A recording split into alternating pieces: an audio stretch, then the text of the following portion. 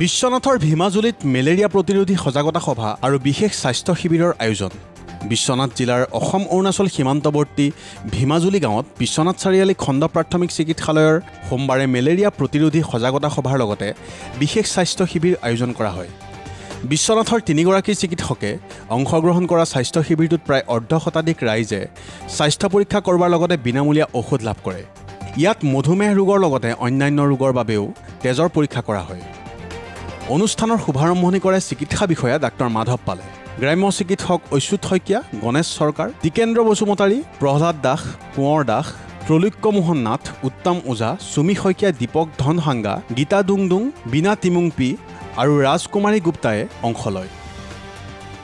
আজি special health camp দিয়া হৈছে বিশ্বনাথ চাৰিআলি ব্লক পিচিৰ পৰা।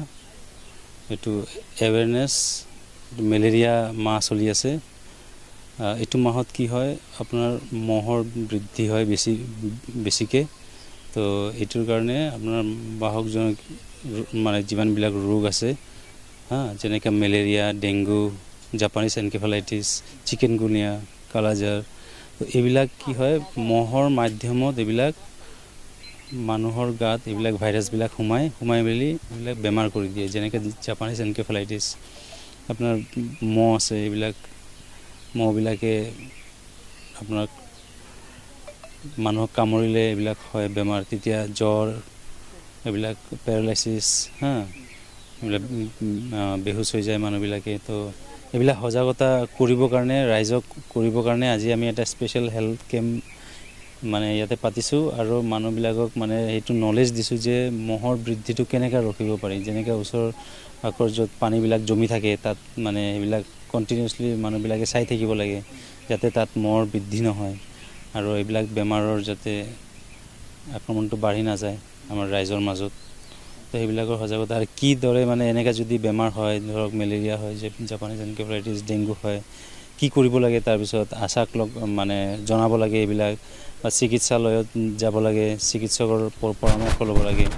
এনেকৈ মানে বেজ চেজ মাতি পেলাই এইবিলাক কৰিব নালাগে। এইবিলাক কৰাটো একো মানে চাইণ্টিফিক হেৰি নহয়, উল্টা আৰু পেচেণ্ট চিৰিয়াছ হৈ পেলাই আমাৰ হস্পিটেলত আহে।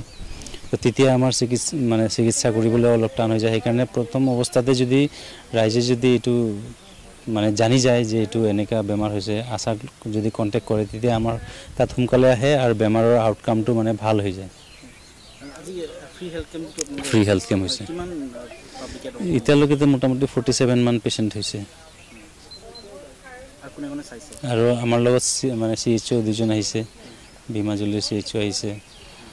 তো চবে আমি একেলগে মিলি তেওঁলোকে নিজৰ NCD স্ক্ৰিনিং, যোনটো নন কমিউনিকেবল ডিজিজ আছে, স্ক্ৰিনিংটো সেইটো মানে কৰি আছে, যোনটো ৰেগুলাৰ প্ৰচেছ কৰি আছে। আৰু আমাৰ ব্লকৰ পৰা ফাৰ্মাচিষ্ট আহিছে, আমাৰ মেলেৰিয়া ডিপাৰ্টমেণ্টৰ মানুহসকলে আহিছে, MI আহিছে, SI আহিছে, তেওঁলোকে আমাৰ লেব টেক আহিছে লগত। আমাৰ মানে ব্লাড টেষ্টো হৈছে, চব RD কিট, ৰেপিড ডায়েগনষ্টিক কিটবিলাক যিমানবিলাক টেষ্ট আছে চববিলাক।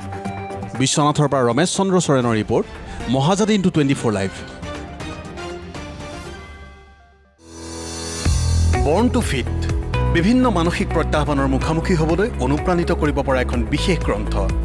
আপোনাৰ আৰু আপোনাৰ শিশুটিৰ শাৰীৰিক আৰু মানসিক প্ৰত্যাহ্বানৰ শক্তিশালীভাৱে মুখামুখি হ'বলৈ আজিয়ে ক্ৰয় কৰক বৰ্ণ টু ফিট। এমাজনতো উপলব্ধ।